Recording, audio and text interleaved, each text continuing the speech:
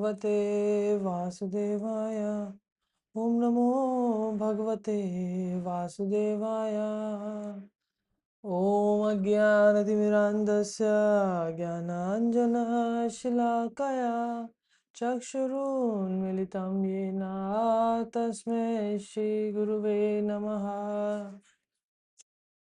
जय श्री कृष्ण चैतन्य प्रभु नित्यानंद, श्री अद्वैत गदाधर श्रीवासादि गौर भक्त वृंदा। We're reading from Srimad Bhavatam, Canto 1, Text 13, Chapter 13, Text 5. Okay, one second. Yeah. In the with great delight, they all approached him as if life had returned to their bodies. They exchanged obeisances, welcomed each other with embraces. Srila Prabhupada's purport. In the absence of consciousness, the limbs of the body remain inactive. But when the consciousness returns, the limbs and senses become active, and the existence itself becomes delightful. Vidura was so dear to all members of Kaurava family that his long absence from the palace was comparable to inactivity.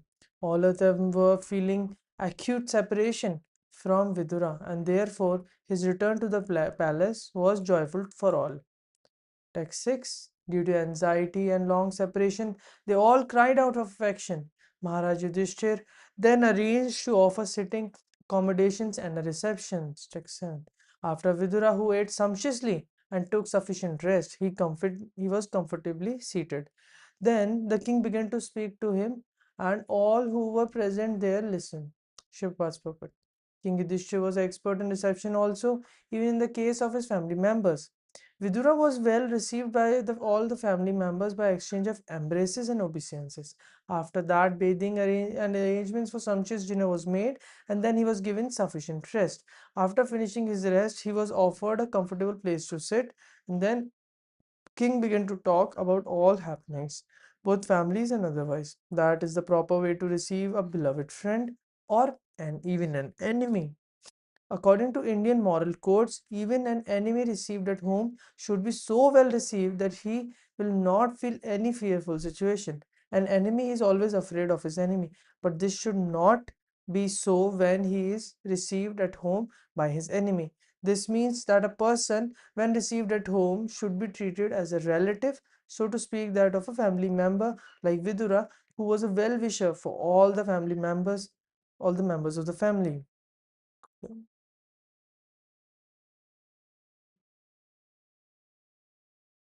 Text 8. Maharaj Yudhishthir said, "My uncle, do you remember how you always protected us along with our mother from all sorts of calamities? Your partiality, like the wings of a bird, saved us from poisoning and arson." Srila Prabhupada's purport. Due to Pandu's death at an early age, his minor children and widow were object of special care. I'll just check if, yeah, I'm not in it. Due to Pandu's death at an early age, his minor children and widow were object of special care by all the elderly members of the family, especially Bhishma Dev and Mahatma Vidura. Vidura was more or less to the Pandavas due to Vidura was more or less partial to Pandavas due to their political position. Although Dhritarashtra was equally careful to the minor children of Maharaj Pandu, he was one of the intriguing parties who wanted to wash away the descendants of Pandu and replace them by raising his own sons and become the ruler of the kingdom. Mahatma Vidur could follow the intrigue of Dhritarashtra and company, and therefore, even though he was a faithful servant to the eldest brother Dhritarashtra, he did not like the political ambition for the sake of his own sons. He was therefore very careful about the protection of Pandavas and their widow mother. Thus, he was, so to speak, partial to the Pandavas, preferring them to the sons of Dhritarashtra. Although both of them were equally affectionate in his ordinary eyes, but he was equally affectionate to both camps of nephews in the sense that he always chastised Duryodhana for the intriguing policy against his cousins. He always criticized his elder brother for his policy of encouragement to his sons, and at the same time, he was always alert in giving special protection to the Pandavas. All these different activities of Vidura within the palace politics made him well known as partial to Pandavas. Maharaj Yudhishthir has referred to the past history of Vidura before his going away from home for a prolonged pilgrimage journey. Maharaj Yudhishthir reminded him that he was equally kind and partial to his grown up nephews, even after the battle of Kurukshetra, a great family disaster. Before the Battle of Kurukshetra, Dhritarashtra's policy was peaceful annihilation of his nephews, and therefore he ordered Purochana to build a house of lac at Varnavata. And when the building was finished, Dhritarashtra desired his brother's family live there for some time. When the Pandavas were going there in the presence of all the members of the royal family, Vidura tactfully gave instructions to Pandavas about the future plan of Dhritarashtra. This is specifically mentioned in Mahabharata Adi Parva 144. He indirectly hinted, even a weapon not made of steel or any other material element can be more than sharp enough to kill an enemy, and he who knows this is never killed. That is to say, he hinted that the party of Pandavas was being sent to Varnavata to be killed, and thus he warned Yudhishthira to be very careful in their new residential palace. He also gave indications of fire and said that fire cannot extinguish the soul but can annihilate the material body. But one who protects the soul can live. Kunti, important. Kunti could not follow such indirect conversation between Maharaj Yudhishthira and Vidura, and thus she inquired from her son about the purport of the conversation. Yudhishthira replied that from the talks of Vidura, it was understood that there was a hint of fire in the house where they were proceeding.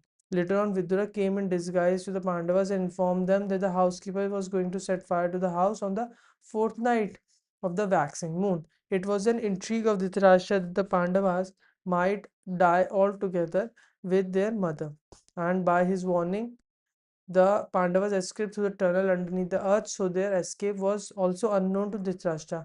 So much so that setting fire the Kauravas was so certain of the death of Pandavas, Dhritarashtra performed the last rites and death with great cheerfulness. And during the mourning period, all the members of the palace became overwhelmed with lamentation. But Vidura did not become so, because of his knowledge that the Pandavas were alive somewhere.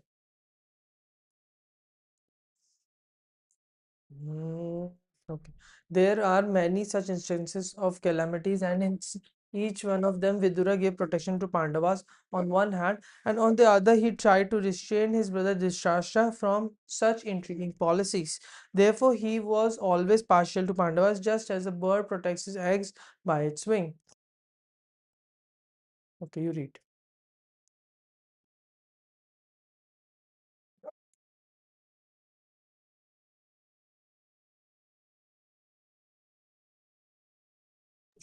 Okay, Haripur. Translation. While traveling on the surface of the earth, how did you maintain your livelihood? At which holy places and pilgrimage sites did you render service? Purport by Srila Prabhupada. Vidura went out from the palace to detach himself from household affairs, especially political intrigues. As referred to herein before, he was practically insulted by Duryodhana's calling him as son of the Shudrani. Although it was not out of place to talk loosely in the case of one's grandmother, Vidura's mother, although a Shudrani, means uh oh okay, was a grandmother of Duryodhana. And funny talks are sometimes allowed between grandmother and grandchildren. But because of the remark was an actual fact, it was unpalatable talk to Vidura, and it was accepted as a direct insult. He therefore decided to quit his parental house and prepare for the renounced order of life. This preparatory stage is called Vana, Vanaprastha Ashram, a retired life for traveling and visiting the holy places on the surface of the earth. In the holy places of India, like Vrindavan, Haridwar, Jagannath Puri, and Prayag, there are many great devotees. And there are still free kitchen houses for persons who desire to advance spiritually.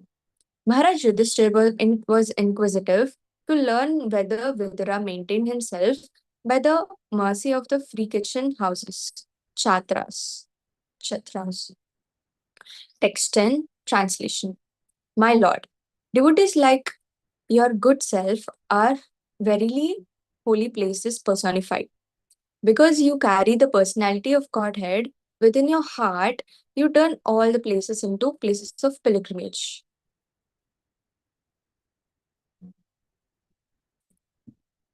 But by Srila Prabhupada, the personality of Godhead is omnipresent by his diverse potencies everywhere. Just as the power of electricity is distributed everywhere within space, similarly, the Lord's omnipresence is perceived by and manifested by his unalloyed devotees like Vidura. Just as electricity is manifested in an electric bulb, a pure devotee like Vidura always feels the presence of the Lord everywhere. He sees everything in the potency of the Lord and the Lord in everything. The holy places all over the earth are meant for purifying the polluted consciousness of the human being by the atmosphere surcharged with the presence of the Lord's unalloyed devotees. If anyone visits a holy place and he must search out the pure devotees residing in such holy places. Take lessons from them, try to apply such instructions in practical life, and thus gradually prepare oneself for the ultimate salvation, going back to Godhead.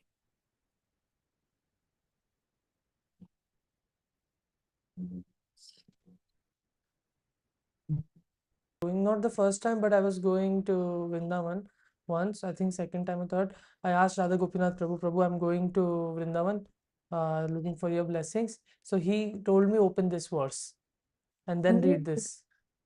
If anyone Hmm. visits a holy place, he must search for a pure devotee residing in such holy places. Take lessons from them. Try to apply such instruction in practical life and thus gradually prepare oneself for the ultimate salvation, going back to Godhead. And I had this in mind. I went to Madan Mohan temple, the temple of Sanatan Goswami, and at his samadhi, there was a Gaudiya Vaishnava sitting there, very old. I asked him, Maharaj, like, give me some instruction. So he told me, whatever happens, even if death comes, do not let your bhajana go. Like, you do your chanting of whatever sadhana you're doing at any cost, even if death comes. I'm not able to like apply this to my life yet, but it was an instruction I got there. Wow.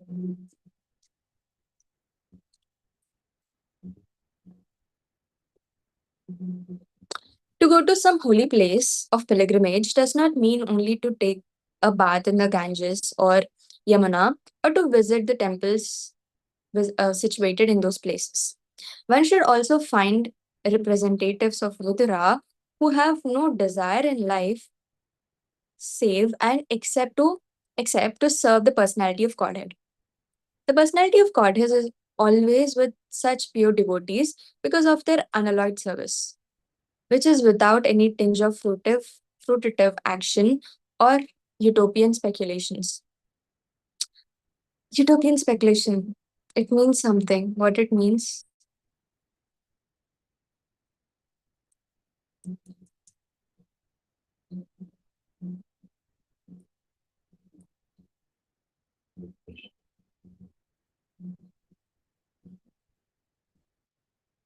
हाँ नीचे जो question है you can click that. A vision of a society so perfectly ideal, yeah, especially regarding laws, government, and social conditions. Okay.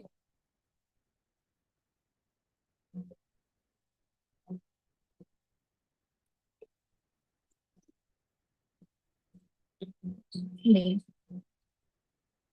Okay. They are in the actual service of the Lord, specifically by the process of hearing and chanting. The pure devotees hear from the authorities and chant, sing, and write of the glories of the Lord. Mahamuni Vyasadeva heard from Narada and then he chanted in writing. Sukhdev Goswami studied from his father and he described it to Parikshit. That is the way of Srimad Bhagavatam. So, by their actions, the pure devotees of the Lord can render any place into a place of pilgrimage. And the holy places are worth the name only on their account. Such pure devotees are able to rectify the polluted atmosphere of any place. And what to speak of the holy place rendered unholy by the questionable actions of interested persons who try to adopt a professional life at the cost of the reputation of a holy place.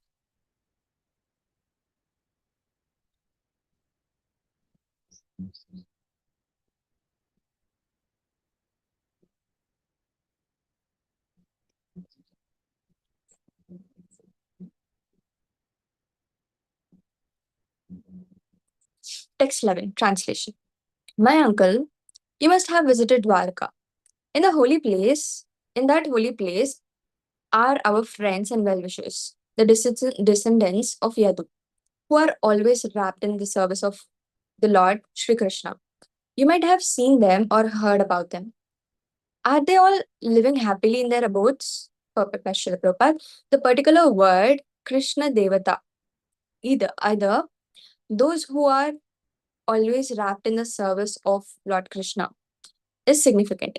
The Yadavas and the Pandavas, who were always wrapped in the thought of the Lord Krishna and his different transcendental activities, were all pure devotees of the Lord, like Vidura.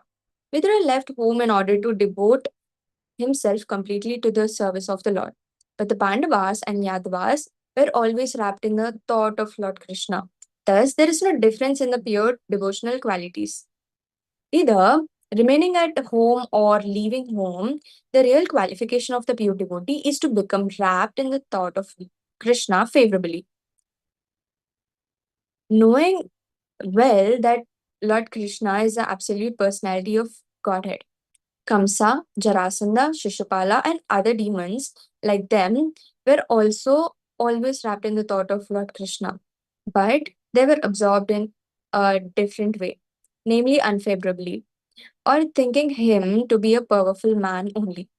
Therefore, Kamsa and Shishupal are not on the same level as pure devotees like Vidura, the Pandavas, and the Yadavas. The Maharaj Yudhishthir was also always wrapped in the thought of Lord Krishna and his associates at Dwaraka.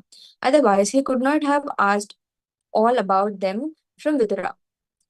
Maharaj Yudhishthir was therefore on the same level of devotion as Vidura, although engaged in the state affairs of the kingdom of the world.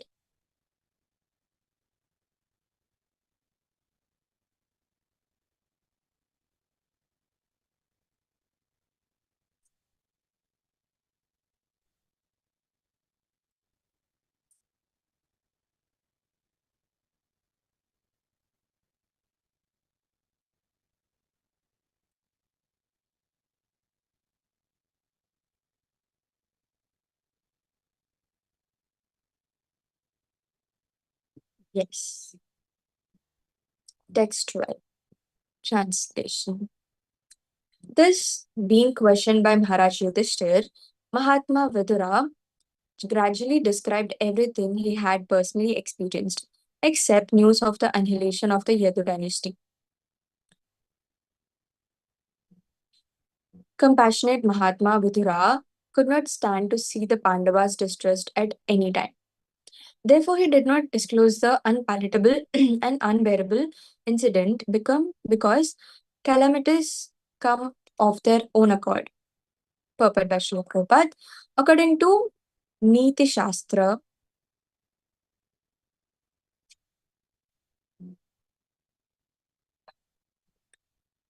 according to Niti Shastra, civic laws, one should not speak an unpalatable truth to cause distress to others.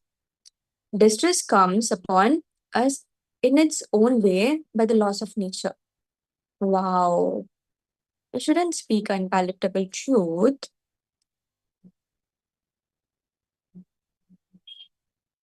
to cause distress to others. Distress comes upon us in its own way by the laws of nature. So one should not aggravate it by propaganda. For a compassionate soul like Vidura, especially in his dealings, do you also have a tag named as compassion? I think this, verse fits in there rather than happiness and distress.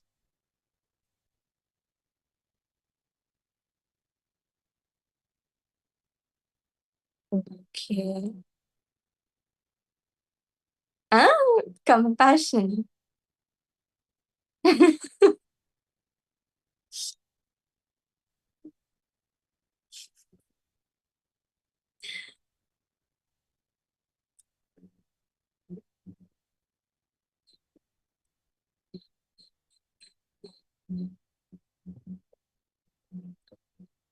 For a compassionate soul like Vidura, especially in his dealings with the beloved Pandavas, it was almost impossible to disclose an unpalatable piece of news like the annihilation of the Yadu dynasty.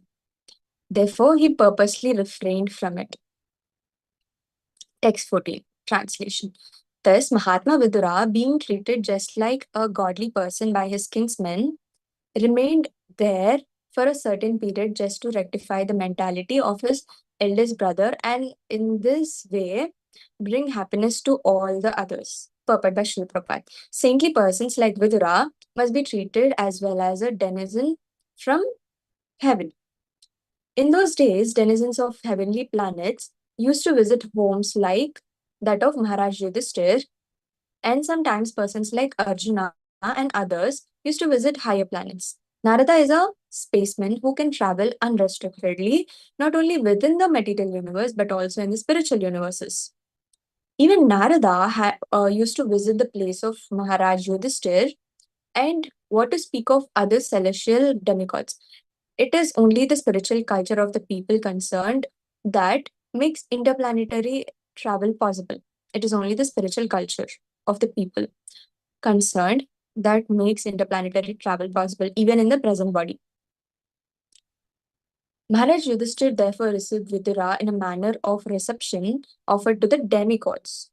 Mahatma Vidura had already adopted the renounced order of life, and therefore he did not return to his paternal palace to enjoy some material comforts. He accepted out of his own mercy what was offered to him by Maharaj Yudhishthir, but the purpose of living in the palace was to deliver his elder brother Dhritarashtra, who was too much materially attached. Dhritarashtra lost all his state and descendants in the fight with Maharaj Yudhishthir. And still, due to his sense of helplessness, he did not feel ashamed to accept the charity and hospitality of Maharaj Yudhishthir. On the part of Maharaj Yudhishthir, it was quite in order to maintain his uncle in the befitting manner. But acceptance of such magnanimous hospitality by Dhritarashtra was not at all desirable. He accepted it because he thought that there was no alternative. Vidura particularly came to enlighten Dhritarashtra and to give him a lift to the highest status of spiritual cognition. It is a duty of enlightened souls to deliver the fallen souls. And Vidura came for that reason. But talks of spiritual enlightenment are so refreshing that while instructing Dhritarashtra, Vidura attracted the attention of all the members of the family, and all of them took pleasure in hearing him patiently. This is the way of spiritual realization. The message should be heard attentively. And if spoken by a realized soul, it will be it will act on the dormant heart of the conditioned soul. And by continuous hearing, one can attain the perfect stage of self realization. Text 15, translation. As long as Thank you. As long as Vidura played the part of a Shudra being cursed by Mandaka Muni, Aramya officiated at the post of Yamraj to punish those who committed sinful acts. So when Yamraj was here, Aramya was there. Yamaraj were here as Vidura. There was Aramya there. Srila Prabhupada's purport. Vidura, born in the womb of a Shudra woman, was forbidden even to be a party of royal heritage along with his brothers Dhritarashtra and Pandu. Then how could he occupy the post of a preacher to instruct such learned kings and Kshatriyas as Dhritarashtra and Maharaj Yudhishthira? The first answer is that even though if it is accepted that he was a Shudra by birth, because he renounced the world for spiritual enlightenment by the authority of Rishi Maitreya and was thoroughly educated in him by him in transcendental knowledge, he was quite competent to occupy the post of an acharya or spiritual preceptor. According to Sri Chaitanya Mahaprabhu, anyone who is conversant in transcendental knowledge or the science of Godhead, be a Brahmana or Shudra or Sola or Sannyasi, is eligible to become a spiritual master. Very clearly, Srila Prabhupada is writing this here. Some people in India say that that's not the case, but we should always remember this. Even in the ordinary moral codes maintained by Chanakya Pandit, the great politician Mollis, there is no harm in taking lessons from a person who may be birth less than a Shudra. This is one part of the answer. The other is that Vidura was not actually a Shudra. He was actually, he was to play the part of so-called Shudra for 100 years, being cursed by Mandaka Muni. He was an incarnation of Yamaraj, one of the 12 Mahajans on the level of such exalted personalities as Brahma, Narada, Shiva, Kapila, Bhishma, Prahlad, etc. Being a Mahajana, it is the duty of a Yamraj to preach the cult of devotion to the people of the world as Narada, Brahma and other Mahajans do. But Yamraj is always busy in Plutonic kingdom punishing the doers of sinful acts. Yamraj is deputed by the Lord to a particular planet, some hundreds of thousands of miles away from the planet of Earth, to take away the culprit souls after death and convict them in accordance to their respectful sinful activities. Thus, Yamraj has a very little time to take leave from his responsible office of punishing the wrongdoers. There are more wrongdoers than righteous men. Therefore, Yamraj has to do more work than other demigods who are also authorized agents of Supreme Lord. But he wanted to preach the glories of the Lord, and therefore, by the will of the Lord, he was cursed by Mandaka Muni to come into the world and in the incarnation of Vidura and work very hard as a great devotee. Such devotee is neither Shudra or Brahmana. He is transcendental to such divisions of mundane society. Just as the personality of Godhead assumes his incarnation as a hog, he is neither a hog nor a Brahmana. He is above all mundane creatures. The Lord and his different authorized devotees sometimes have to play the role of many lower creatures to claim the conditioned soul. But both the Lord and his pure devotees are always in transcendental position. When Yamraj thus incarnates himself as Vidura, his post was officiated by Aramya, one of the many sons of Kashyapa and Diti. The Adityas are the sons of Aditi, and there are 12 Adityas. Aramya is one of the 12 Adityas, and therefore it was quite possible for him to take charge of the office of Yamraj during his 100 years absence in the form of Vidura. The conclusion is that Vidura was never a Shudra but was greater than the purest type of a Brahmana. Okay, we can do one more. Text 16. Having won his kingdom and observed the birth of one grandson competent to continue the noble tradition of his family, Maharaj Yudhishthir regained peacefully and enjoyed uncommon opulence in cooperation with his younger brothers, who were all expert administrators to the common people. Shri Prabhupada's purport. Both Maharaj Yudhishthir and Arjuna were unhappy from the beginning of the battle of Kurukshetra, but even though they were unwilling to kill their own men in the fight, it had to be done as a matter of duty, for it was the plan by the supreme will of the Lord Shri Krishna. After the battle, Maharaj Yudhishthir was unhappy over such mass killings. Practically, there was none to continue to Kuru dynasty after them, the Pandavas. The only remaining hope was a child in the womb of his daughter-in-law, Uttara, and he was also attacked by Ashwathama. But by the grace of the Lord, the child was saved. So, after the settlement of all disturbing conditions, the establishment of the peaceful order of the state, and others seeing the surviving child Parikshit, well satisfied, Maharaj Yudhishthir felt some relief as a human being, although he had very little attraction for material happiness, which is always illusory and temporary. Om Namo Bhagavate Vasudevaya. Jai Srila Prabhupada, Jai Srila Gurudev.